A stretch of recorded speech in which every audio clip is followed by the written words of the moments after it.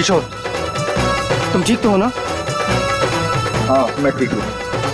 अरे अरे क्या हुआ तुझे? अब तक का तो मंडप तक नहीं पहुंचा और तेरे पैर पहले से लड़खड़ाने लगे।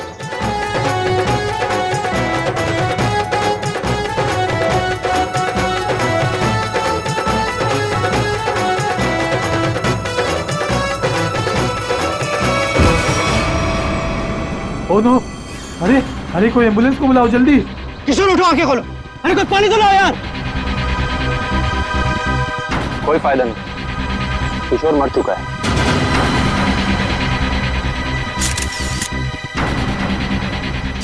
शादी की बारात में दूल्हे की मौत है? कैसे हुआ ये सब है? तुम लोग थे ना यहाँ पे? सर सब कुछ अच्छा भला चल रहा था, लोग नाच गा रहे थे, पता नहीं अचानक से क्या हो गया और किशोर गिर पड़ा।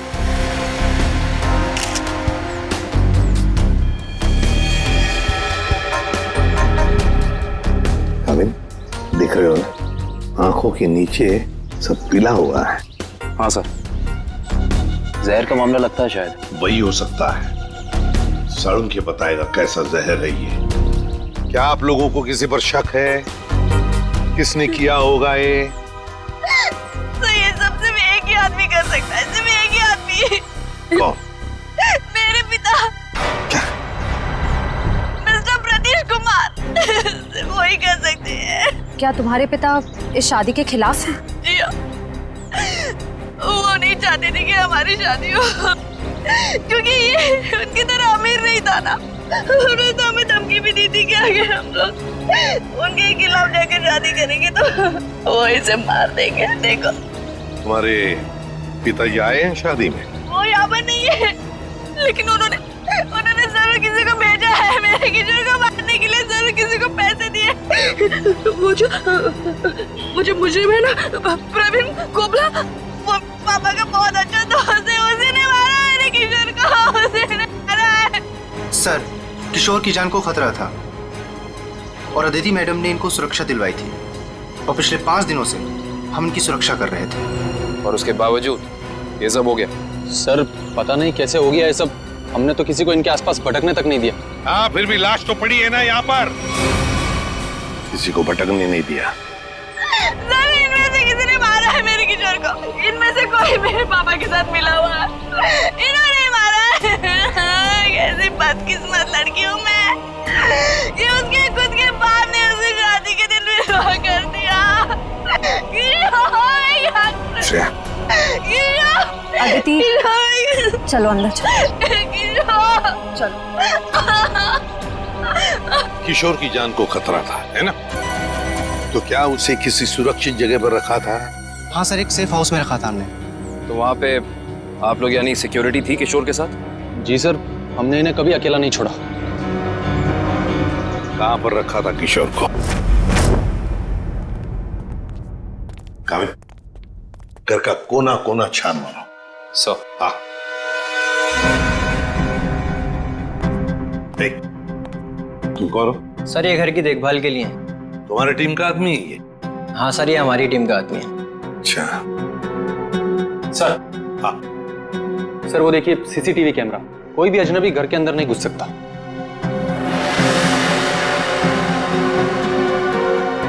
हाँ, मगर कोई तो आता होगा घर में किशोर से मिलने, कोई दोस्त या कोई रिश्तेदार? नहीं सर, सिवाय अदिति जी के और कोई भी नहीं। अच्छा, खाने का डब्बा कौन लेकर आता था?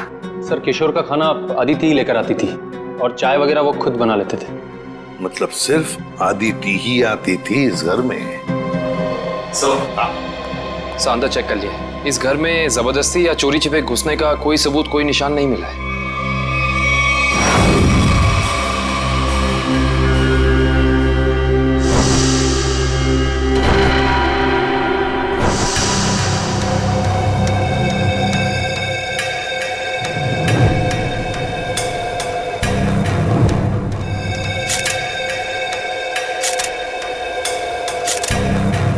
सर ये किशोर के बाल इतने आसानी से हाथ में आ गए?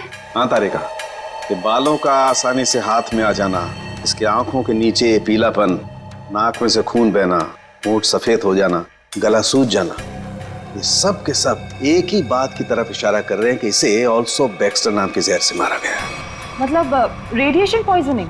बिल्कुल बिल्कुल तारिका, इसके शरीर में विकिरण द्वारा जहर पैदा किया गया है, ऑल्सो बैक्स्टर से। सारे सिम्टम्स उसी तरफ इशारा कर रहे हैं। सर ये रेडिएशन का हम पे तो कोई असर नहीं होगा ना?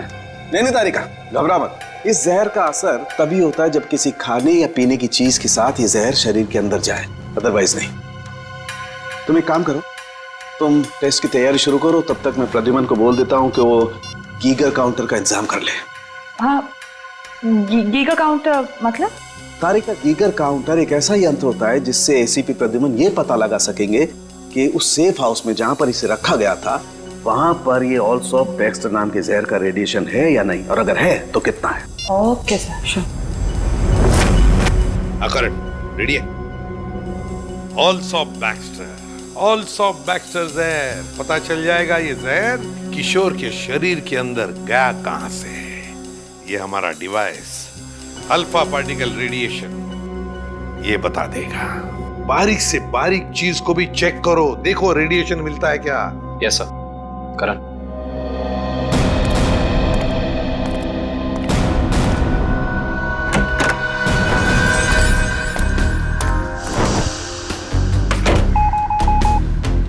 एक बात बताओ, क्या किशोर एक ही खाने के डिब्बे में से खाना खाता था, एक ही टिफिन में से? जी सर, एक ही टिफिन से। और ये टिफिन अदिति ही लाती थी? जी सर।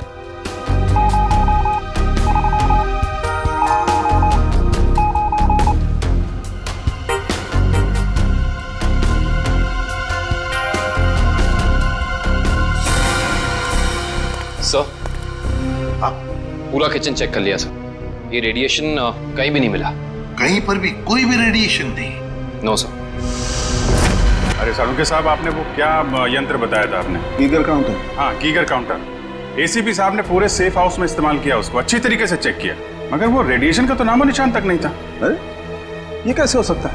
नहीं, ये तो नामुमकिन है। कोई गलती हो गई है इस यंत्र को इस्तेमाल करने में। गलती कैसे हो सकती है सर? सर कहीं गलती आप, मेरा मतलब है कि हो सकता है कि वो जहर मामूली जहर हो। एक बार टेस्ट की रिपोर्ट आ जाने तो सचिन, फिर पता लगेगा कि गलती हमसे नहीं हुई है। हवा में बात नहीं करता doctor Salunke, you understand that?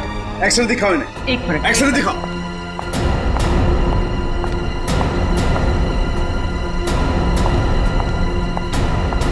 ये देखो, ये निशान देख रहे हो पेट में? हाँ, ये कोई काली सी चीज है। और ये काली चीज क्या है इसका पता इसकी ऑटोप्सी के बाद लगेगा, लेकिन मेरा दिमाग कहता है कि इस काली चीज का बहुत बड़ा हाथ है इस आदमी की मौत में।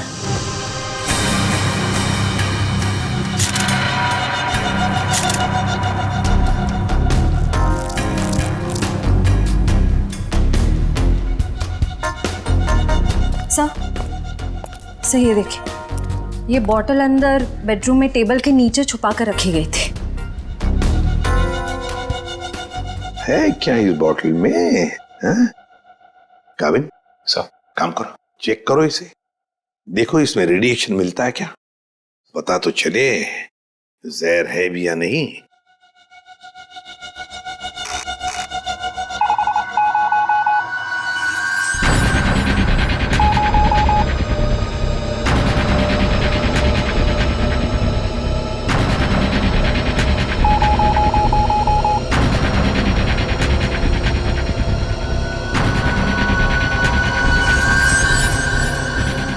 अगर इसमें रेडिएशन नहीं है तो इसका मतलब है ये वो जहर ऑल्सो बैक्स्टर नहीं है। जब तुम लोग जानते हो क्या चीज है ये? नहीं सर। नहीं सर, इसके बारे में हम लोग कुछ नहीं जानते।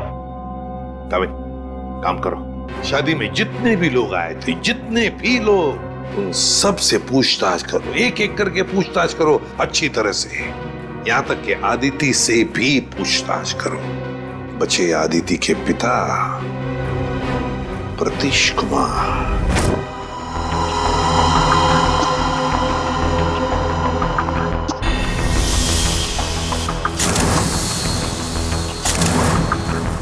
माय गॉड, पेट में बाल। अब तो समझो इस किशोर की मौत की गुत्थी सुलझ ही गई। वो कैसे सर? बताता हूं, तुम एक काम करो, पहले इन बालों को अच्छी तरह से साफ कर लो। क्या डॉक्टर साहब, बोला था ना आपसे गलती हो रही है। ये मिला एसीपी साहब को सेफ हाउस में। ये मामूली जहर है, इसमें कोई रेडिएशन वेडिएशन नहीं है। अरे फिर वही बात। भाई साहब आपकी जानकारी के लिए बता दूं, हमसे कभी कोई गलती होती नहीं है। किशोर की मौत की वजह ऑल्सो बैक्स्टर नाम का जहर ही है। सर जिद की भी एक हद होती है। अगर ये किशोर ऑल्सो बैक्स्टर से मरा है तो आपका वो जो यंत्र था, वो गीगर काउंटर, उसने इसमें रेडिएशन क्यों नहीं पकड़ा? इसमें रेडिएशन हो भी नहीं सकता है, क्योंकि भाई साहब जहर इसमें नहीं है। जहर यहाँ है इसके पेट में। जिसके पेट में बाल थे उसमें जहर। बाल में जहर? हाँ, तुम याद है ना इसके पेट का एक्सरे दिखाया था तुम्हें? उसमें एक काली सी चीज थी। हाँ, वो काली सी चीज दरअसल इसके पेट में बालों का एक गुच्छा था, और उन बालों के गुच्छे में ऑल्सो बैक्स्टर नाम का जहर था, जिसकी वजह से इसकी मौत हुई। सर सब कुछ समझ में नहीं आ रहा है। हाँ, कोई बाल कैसे खा सकता है? गलती से पेट में चले गए, और वैसे भी इसके बाल झड़ रहे थे ना। नहीं सचे, वो बाल किशोर के नहीं, वो बाल किसी और के हैं।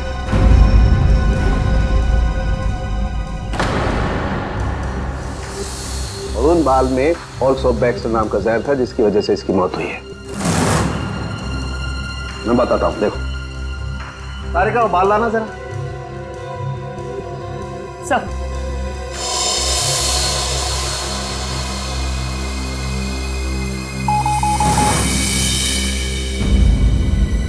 देखा, बाल में जहर है। एक मिनट। तो आप ये कहना चाहते हैं किशोर शिकार हुआ किसी और के सिर के बाल से, जो उसके पेट में गया, और चूंकि बाल जहरीला था इसलिए मर गया बेचारा ये। एग्जैक्टली। तो फिर उस आदमी के शरीर में भी तो जहर होगा जिसका ये बाल है। यकीनन। My God. अच्छा, ये बाल इसके पेट में कब गया? कितने दिन पहले? लगभग 7-8 दिन पहले। मतलब उसे प्रोटेक्शन मिलने से पहले? मैं बताता हूँ डिटेल में। आओ।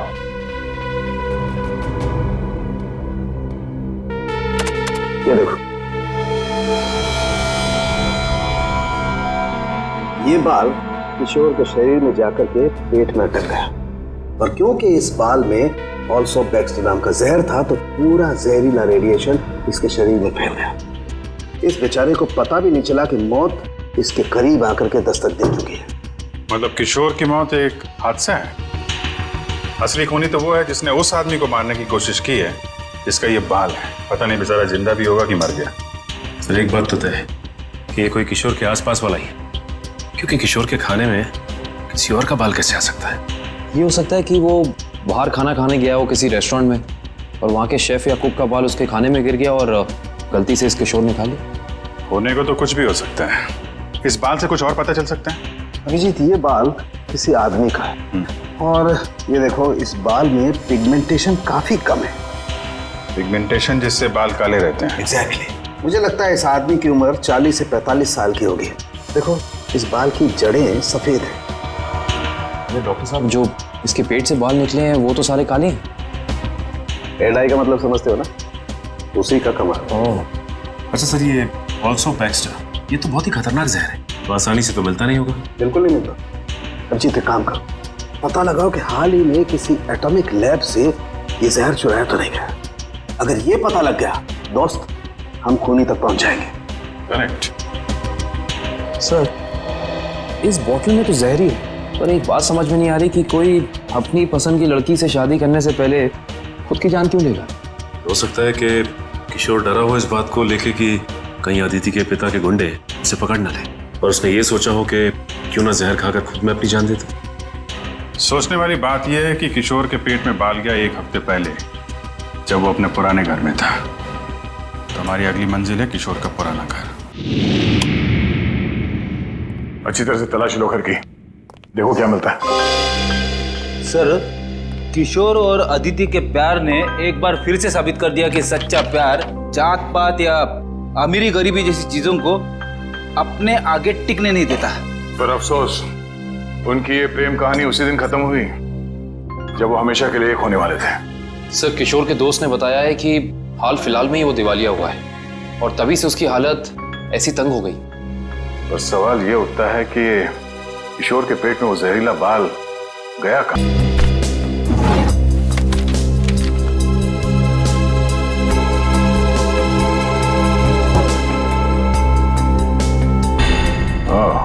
Termination letter.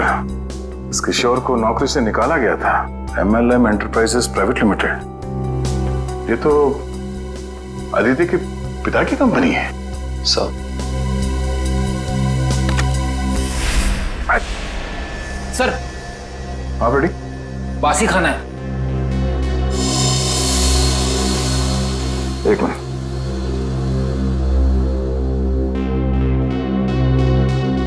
इसमें कहीं बाल तो नहीं दिख रहा। जरा घर का राशन चेक करो।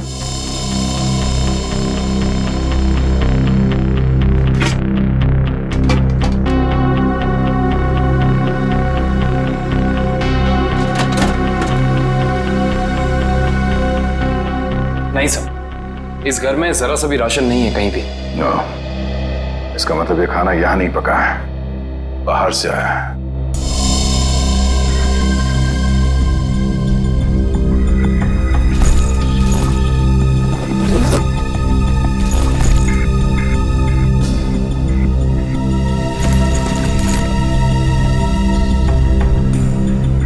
बस टिकट्स? ये तो एक हफ्ते पहले की टिकट्स हैं। ये किशोर तिलक नगर जाता था, मतलब उसी समय जब उसके शरीर में वो जहर चला गया। अगर सर जब किशोर के पास कोई नौकरी नहीं थी तो ये रोज तिलक नगर करने क्या जाता था? ये तो वही जाने के बाद पता चलेगा। तिलक नगर में। Sir Tilak Nagar bus stop तो आ गए, अब यहाँ से कहाँ जाए? फोटो दिखाएगा लोगों को किशोर की? नहीं, उसकी जरूरत नहीं पड़ेगी। वो देखो, LP चैरिटेबल ट्रस्ट, यहाँ जरूरतमंद लोगों के लिए मुफ्त में खाना और कपड़े दिए जाता है। हो सकता है ये किशोर भी यहीं पे आया होगा। तो किशोर के शरीर में वो जहर गया है, तो यहाँ आने वाले दूसरे लोगों के शरीर में भी गया होगा। चलो अंदर चल के पूछताछ करते हैं।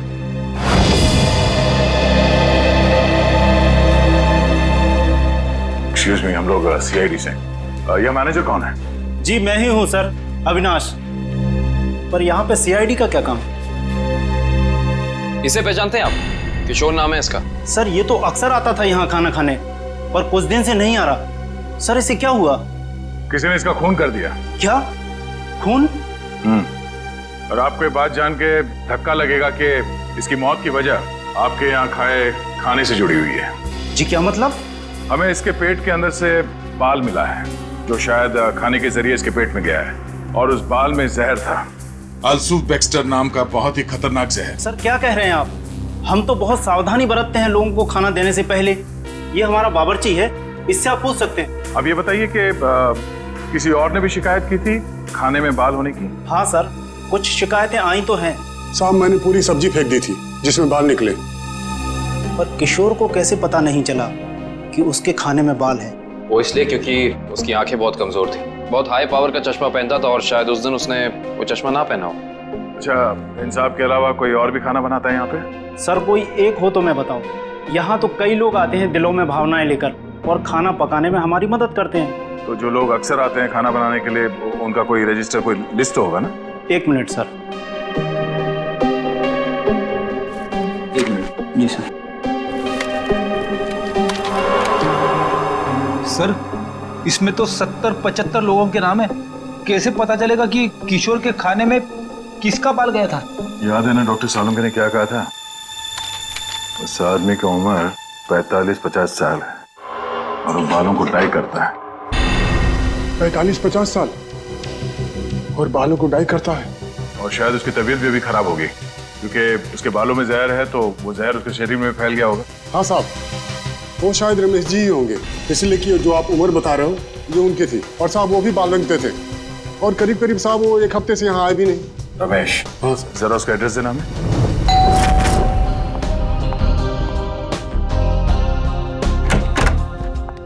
मैंने पहचाना नहीं आपको। एक्सक्यूज मी, हम लोग CID से। CID? CID का क्या काम मेरे घर पे? पार्टी चल रही है जी। हमें आपके पति रमेश जी से मिलना है, बुलाइए जरा उन्हें। अफसोस, आपने आने में थोड़ी देर कर दी। 4 दिन पहले ही उनकी मौत हुई है। क्या? जी। रमेश की मौत हो गई? कैसे? एक रोड एक्सीडेंट में। Road accident?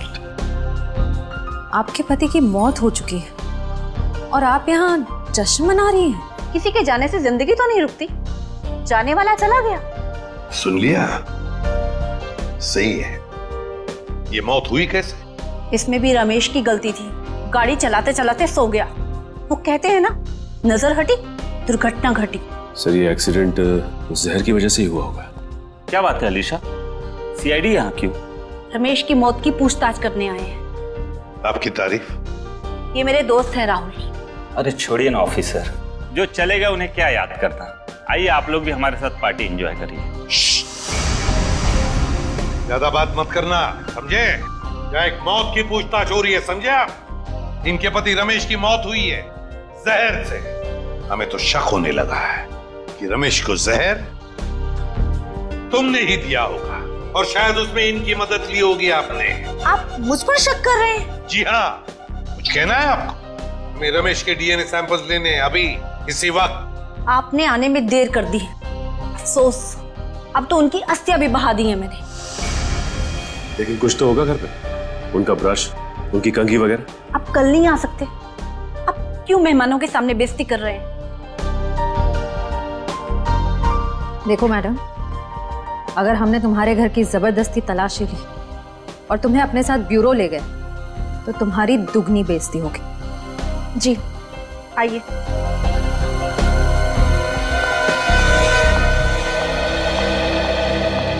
ये रहा रमेश का ड्रेसिंग टेबल और ये रहा उसका कॉम।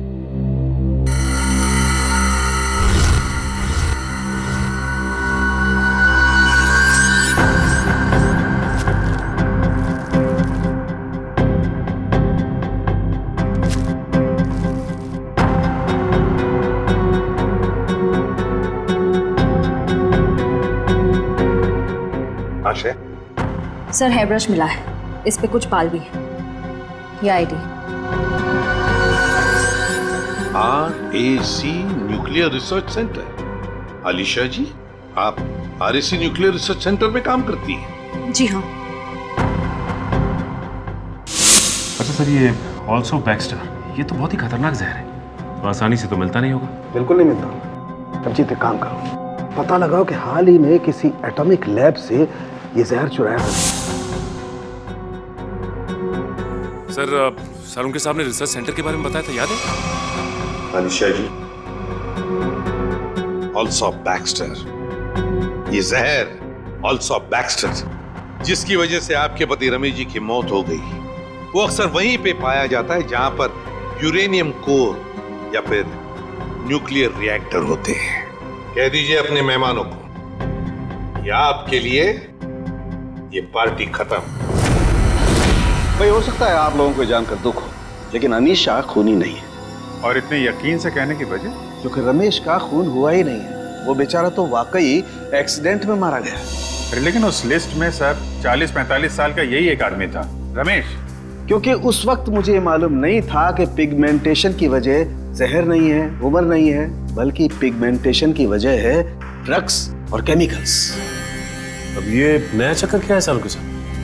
सचिन, दरअसल उस आदमी की उम्र थी सिर्फ 30 साल की, लेकिन क्योंकि वो ड्रग्स लेता था इसलिए उसका शरीर और उसके बाल ज्यादा बूढ़े हो गए थे और उसके शरीर में पिगमेंटेशन इतना कम था कि 30 साल के होने के बावजूद वो लगता था 40-45 साल का। इस ड्रग के इस्तेमाल से इंसान को हेलुसिनेशन होने लगते हैं और कभी कभी उसके अंग कांपने लगते हैं। तो खूनी कोई 30 साल का आदमी है जिसके हाथ कांपते हैं। सर वो चैरिटेबल ट्रस्ट के लॉगबुक में भी एक आदमी की लिखाई ऐसी थी, बिल्कुल टेढ़ी, ऐसा लगता था कि लिखते वक्त उसके हाथ जरूर कांपते होंगे। नाम याद है उसका? एक मिनट। जी सर।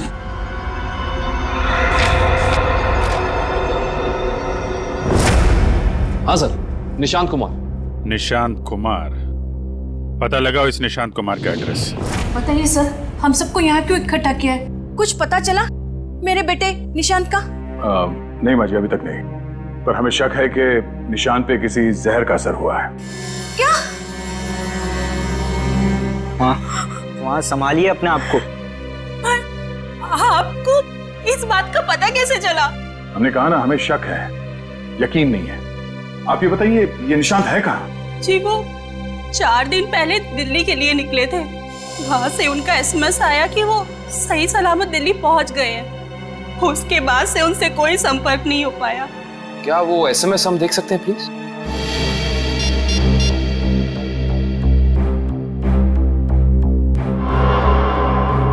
अच्छा, आपने उस होटल में पता करने की कोशिश की जहाँ पे निशान ठहरने वाला था? हाँ, मगर होटल वालों ने तो कहा वो वहाँ आए ही नहीं।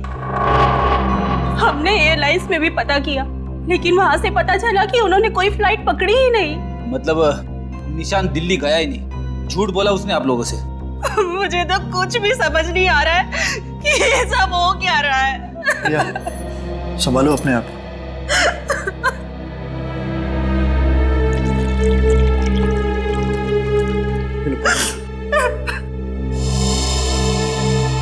आप निशान की सेक्रेटरी है ना?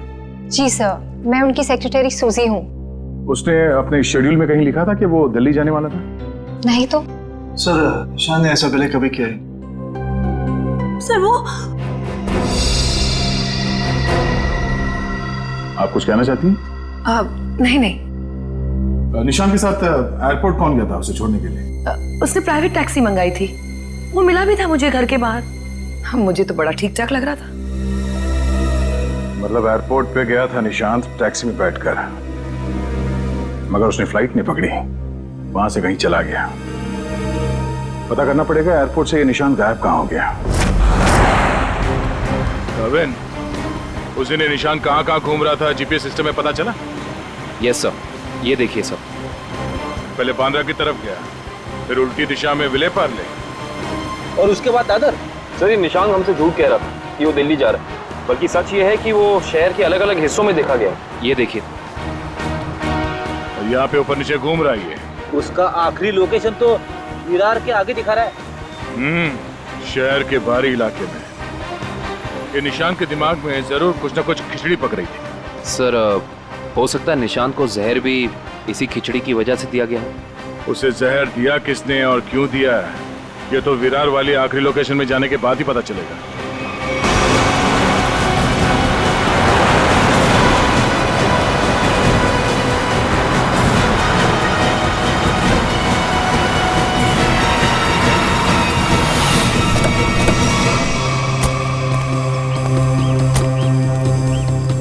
ये है वो जगह जहां आखिरी बार निशान के मोबाइल ने GPS नेटवर्क पकड़ा था।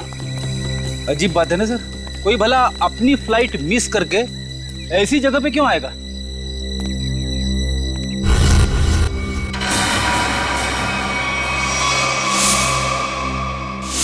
यहाँ तो नहीं, बाल क्यों? सर, जरूर यहाँ कुछ हुआ है। सर, यहाँ ये मिट्टी बता रही है कि यहाँ पे हाल फिलहाल में खुदाई हुई है।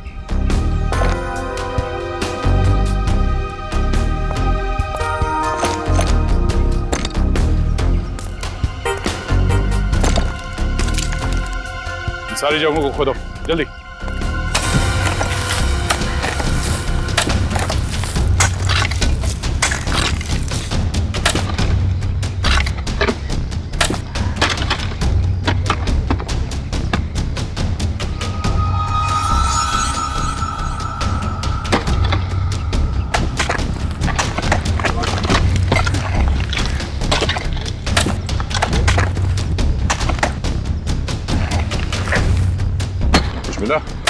सर, यहाँ पे तो कुछ दिख नहीं रहा है। सर, यहाँ पर भी कुछ नहीं है। इधर भी नहीं है सर। चलो एक काम करो, इस घर के अंदर जाओ और तलाशी लो, देखो कुछ मिलता है क्या। जी सर। बड़े कमाल की बात है, इतनी ज्यादा जगह खुदा है पर खुदाई के अंदर कुछ भी नहीं मिला। ये भी तो हो सकता है कि खुदाई कुछ निकालने के लिए नहीं, बल्कि जो पहले दफनाया गया था उसे निकालने के लिए खोदा गया।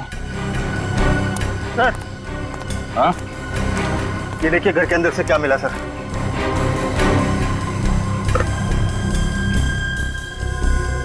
तो इसका मतलब है ये निशांत अपने नशे की बुरी लत को यहाँ पे आके पूरा करता था। और सर, 2 ग्लासेस हैं, इसका मतलब इस निशान के साथ जरूर कोई दूसरा आदमी भी था। हाँ, वही होगा जिसने निशान को जहर दिया।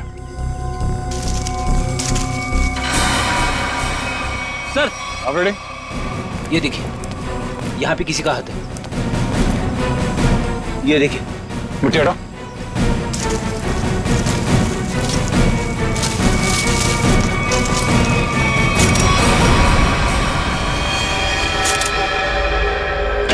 सर, पता चल गया है कि निशांत शहर में यहाँ वहाँ क्यों घूम रहा था, ड्रग्स की तलाश में। ढेंचू ने बताया कि ड्रग्स की तलाश में वो सभी डीलर से जाके मिला इस इलाके के।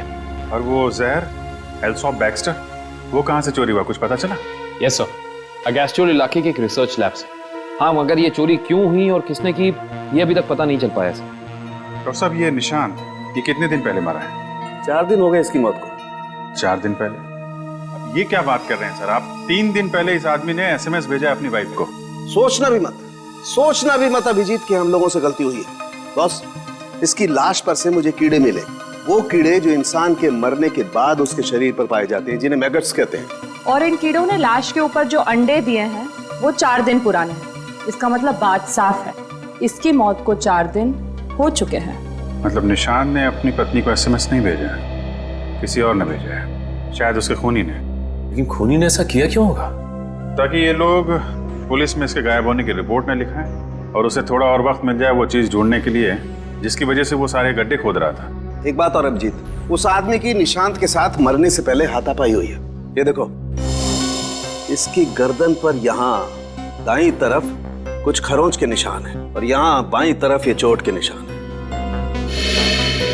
मतलब उस आदमी ने अपने दाहिने हाथ से इसकी गर्दन को दबोचा और बाएं हाथ से इस पर वार किया यहाँ पर, क्योंकि सिर्फ यहीं पर वार के निशान है और कहीं पर नहीं। सर, इसका मतलब तो साफ है कि इस पे हमला करने वाला कोई लेफ्ट हैंडर है, कोई खब्बू।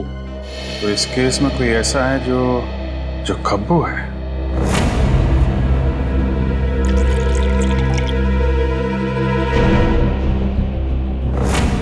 सर, दीपक। निशांत का दोस्त? हाँ, वही दीपक। दोस्त नहीं, दुश्मन। पता लगाओ दीपक कहाँ मिलेगा। सर, ये दीपक बहुत चालाक निकला। वो जानता था CID उसके घर तक पहुंच जाएगी, इसलिए पहले ही भाग निकला। भाग के जाएगा कहाँ? पकड़ा जाएगा। ये GPS सिग्नल आया? यस सर, सामंत नगर दिखा रहा है। सामंत नगर? वो तो यहाँ पास में ही। सर, वो सिग्नल यही हमारे आसपास दिखा रहा है, हमारी तरफ ही आ रहा है सर, लगभग 500 मीटर की दूरी पे। चलो, बहुत अच्छी बात है, उसका यही इंतजार करते हैं। Yes sir. कहाँ है लोकेशन? ये क्या सर? सर, उसका सिग्नल गायब हो गया सर, अभी तक था, अब नहीं है। ये टैप खराब हो गया क्या? जल्दी से कुछ करो वरना दीपक हमारे हाथ से निकल जाएगा। आ गया सर, पर कुछ अलग है सर। ये सिग्नल अब बता रहा है कि उसने T2 सिग्नल क्रॉस कर लिया। T2 नाका? पर वो तो सड़क के उस तरफ 1 किलोमीटर दूर है, पीछे की तरफ। मुझे तो लगता है दीपक ने किसी आत्मा से लिफ्ट ले ली होगी और उसकी अदृश्य गाड़ी में बैठकर गायब हो गया होगा। ओह, अब समझ में आया। वो यहाँ से सबवे से उस तरफ गया, वहां से शायद किसी बाइक या टैक्सी रिक्शा में बैठ के T2 नाका पहुंच गया। चलो T2 नाका पहुंचते हैं।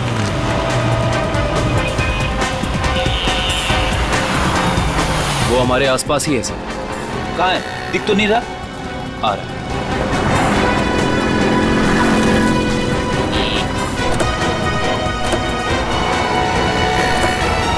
कहीं जाने की जल्दी है? कहाँ जा रहे हो? सर, आप लोग? हाँ? कहीं नहीं, घर जा रहा हूँ। बैग में क्या?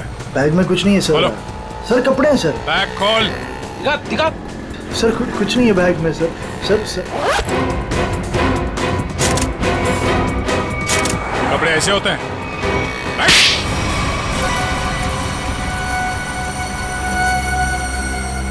सर, निशांत और मैं दोस्त थे सर।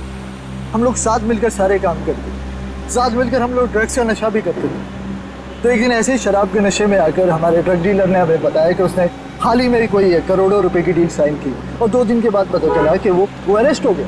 तो तुम दोनों ने प्लान बनाया कि कैसे वो करोड़ों रुपए तुम्हारे हो जाए, क्यों? हाँ, हम लोग उस ड्रग डीलर के अड्डे पे गए और पैसे मिल भी गए थे सर हमें, लेकिन निशान की नीयत बदल गई। वो सारा पैसा अकेले हड़पना चाहता था। फिर? और मुझे बिना बताए उसने जहाँ हम लोगों ने पैसा छुपाया था वहाँ से पैसा निकाल भी लिया। और मुझे पता था सर ये सब वो सेक्रेटरी सूजी के साथ भागने के लिए करा, और इस बातों पर हमारा बहुत बार झगड़ा भी हुआ सर। बता मेरे पैसे कहाँ पर? दीपक मेरी बात तो सुनो। देख मैं तुझे बोल रहा हूँ, मुझे तेरी कोई बात नहीं सुननी है। मुझे सिर्फ इतना बता मेरे पैसे कहाँ पर है। तू ऐसे नहीं मानेगा, नहीं मानेगा तू ऐसे। अब बताता है तू एक और, बताएगा कि नहीं बताए? नहीं बता दे मेरे पैसे कहाँ पर है। निशांत, निशांत, निशांत। मैंने सर उसको जानबूझकर नहीं मारा है सर, मैंने जानबूझकर नहीं मारा। मैं उसको सिर्फ पूछ रहा था मुझे बता दे पैसे कहाँ पर है, बता दे मुझे पैसे कहाँ पर। गलती से मौत हुई है सर उसकी, मैंने उसको नहीं, मैं खूनी नहीं हूँ सर, मैंने किसी को नहीं मारा सर। बकवास मत कर, खून खून होता है, जानबूझ के किया जाए या फिर गलती से हो। फिर तुमने निशांत के फोन से प्रिया को एसएमएस किया ताकि तुम्हें और टाइम मिले पैसे ढूंढने में? हाँ, मैंने निशांत की लाश को दफना दिया और आसपास पैसे ढूंढने की कोशिश भी की, और जब मुझे पैसे मिल गए मैंने सोचा कि मैं नई जिंदगी शुरू करूंगा। नई जिंदगी शुरू करेगा तू, शुरू करेगा मगर जेल में।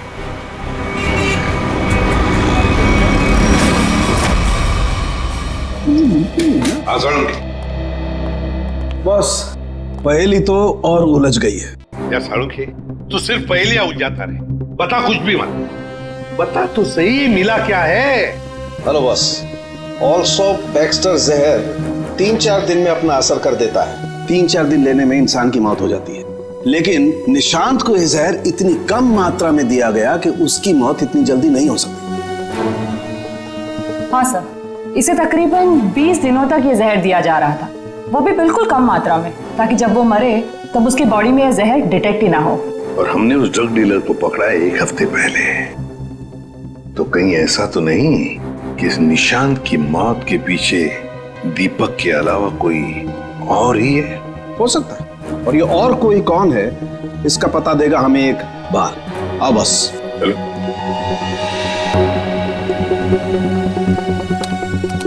बस इंसान का बाल हर महीने तकरीबन 1.5 सेंटीमीटर बढ़ता है।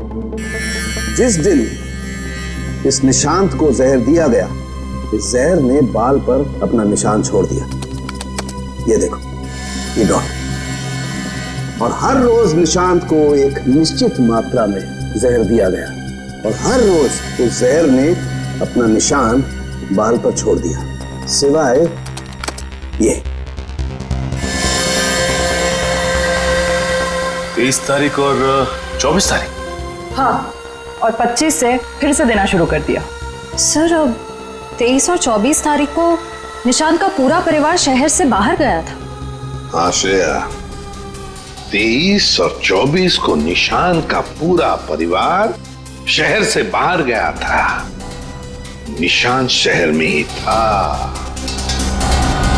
और निशांत को 23 और 24 को जहर नहीं दिया गया था। इसका एक ही मतलब हो सकता है कि निशांत को जहर देने वाला उसके परिवार का ही कोई है। लेकिन सर, निशांत के परिवार में तो बहुत सारे लोग हैं, उन्हीं तक पहुंचेंगे कैसे? सचिन, अब खूनी के पास हम नहीं जाएंगे, वो खुद हमारे पास आएगा। सर, आपको कुछ पता चला कि निशांत का खून किसने किया है? हाँ, पता चल गया है, और वो मुझे यही है, इस कमरे में हमारे बीच। क्या यहाँ पे कौन है वो? मुझे में अपने आप को बहुत होशियार समझता है। वो ये भूल गया कि सीआईडी के सामने अच्छे अच्छों की होशियारी खुश हो जाती है। निशांत की मौत की वजह है वो दौलत जो निशांत और दीपक ने मिलकर चुराई थी। तो क्या दीपक ने निशांत को मारा है? निशांत को एक ऐसे चालाक दिमाग ने मारा है जिसे लगता है कि उसका भोला चेहरा उसे बचा लेगा, और वो शातिर दिमाग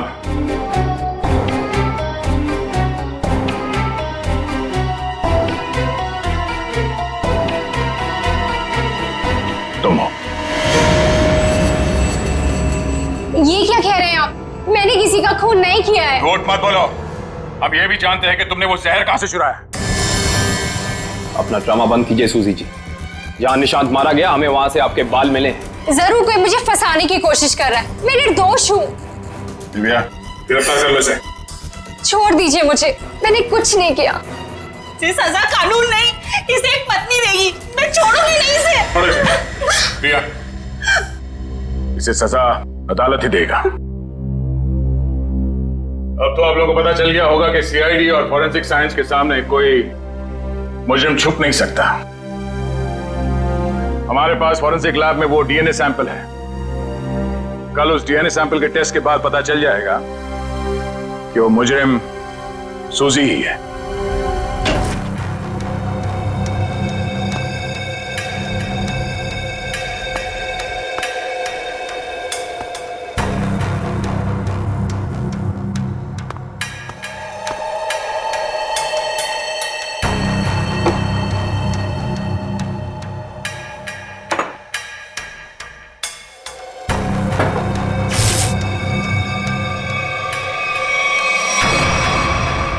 फोरेंसिक लैब ढूंढने में कोई दिक्कत तो नहीं आई?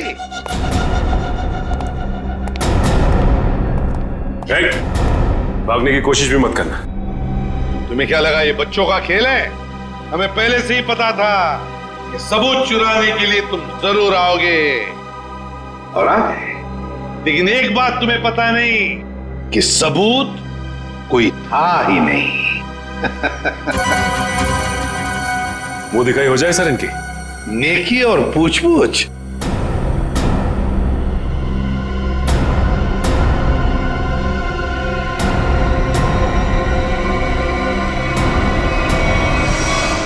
उससे प्राइवेट टैक्सी मंगाई थी, वो मिला भी था मुझे घर के बाहर।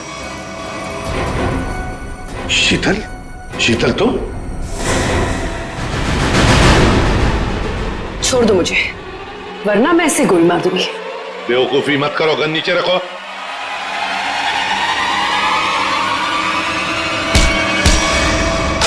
सीआईडी को मारना तेरे बस की बात नहीं है।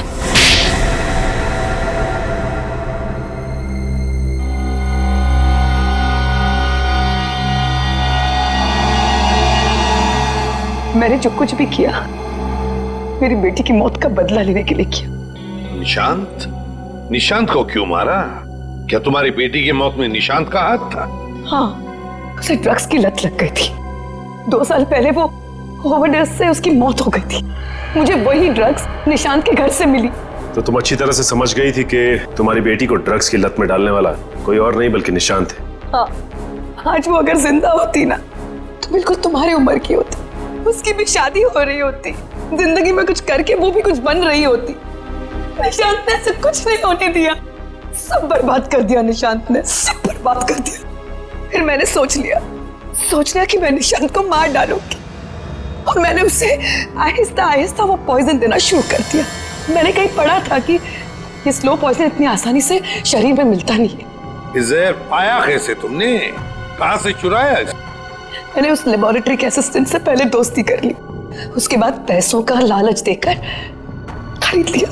बहुत गलत किया तुमने शीतल। तुम्हारी बेटी के साथ जो कुछ भी हुआ सही नहीं हुआ, हमें अफसोस है उस बात का। लेकिन इसका मतलब ये नहीं कि तुम कानून को अपने हाथ में लो। हमारी मदद ले सकती थी तुम। तुम्हारे ऐसे करने से 2 मासूम लोगों की जानें चली गई। कानून तुम्हें कभी माफ नहीं करेगा। तुम्हें कड़ी से कड़ी सजा होगी, शायद फांसी।